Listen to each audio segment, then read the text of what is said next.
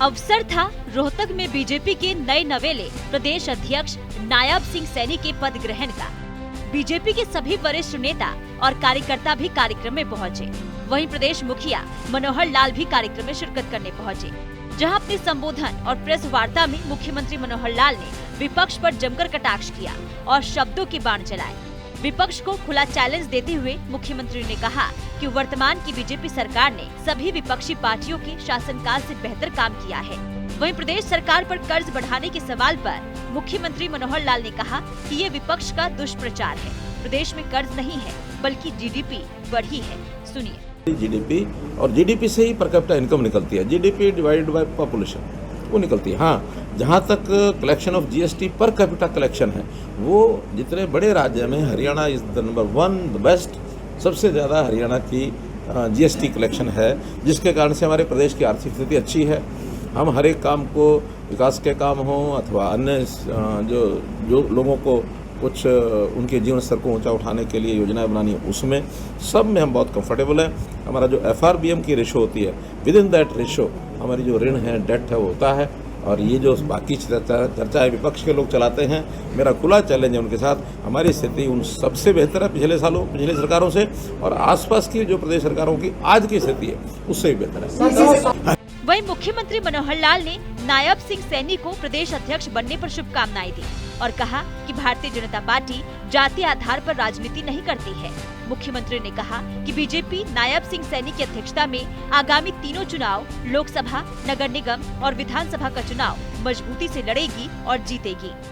नायब सिंह सैनी जी के बारे में आपको पुराने लोगों को ध्यान में होगा, ये कार्यालय तो नहीं बना था उस समय, सोनीपत रोड पर हमारा प्रदेश का कार्यालय था और सोनीपत रोड पर प्रदेश कार्यालय से काम शुरू किया। मैं सेंट्रल मंत्री होता था 94 में, और एक कार्यालय का काम संभालने वाले जैसे बाकी हमारे लोग हैं, उसी प्रकार से नायब सैनी, इनका हमारा संबंध अम्बाला से आ गया था, हमारा यमुनानगर से आ गया था।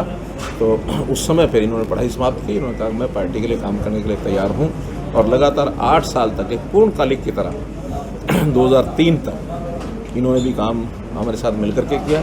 3 में फिर मेरे पास दायित्व तो दूसरे और प्रदेशों का आ गया था। इनका अपना घर परिवार का मामला और सारा बिजनेस शुरू किया। बाद में फिर इन्होंने विधानसभा का चुनाव लड़ा, फिर प्रदेश में मंत्री बने, बाद में लोकसभा का चुनाव लड़ा, मेंबर पार्लियामेंट बने।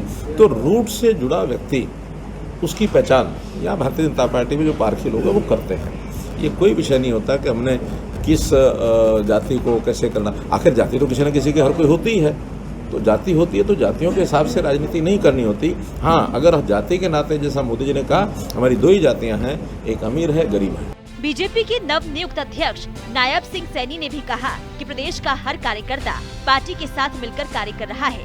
भारतीय जनता पार्टी के सबका साथ सबका विकास के नारे के साथ पूरे प्रदेश में कार्यकर्ताओं को साथ लेकर आगे बढ़ेगी। हर गांव के अंदर, हर व्यक्ति तक, दूर से दूर तक पहली बार लोगों को योजनाओं का डायरेक्ट लाभ मिल रहा है।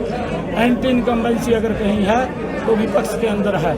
विपक्ष में एंटी इनकम्बेंसी है, जनता में एंटी इनकम्बेंसी नहीं है। हजारों की संख्या के अंदर आज कार्यकर्ता यहाँ पहुँचा, लाखों की संख्या के अंदर कार्यकर्ता पूरे प्रदेश के अंदर बैठा है।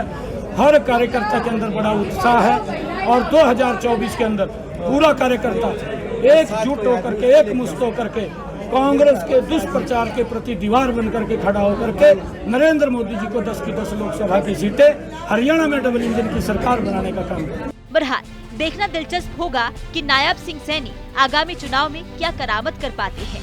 टक्कर जोरदार है। कांग्रेस का जोर जहां सत्ता वापसी के लिए है, तो वहीं बीजेपी सत्ता में बने रहने के लिए जनसंवाद के सिलसिले को आगे बढ़ा रही है।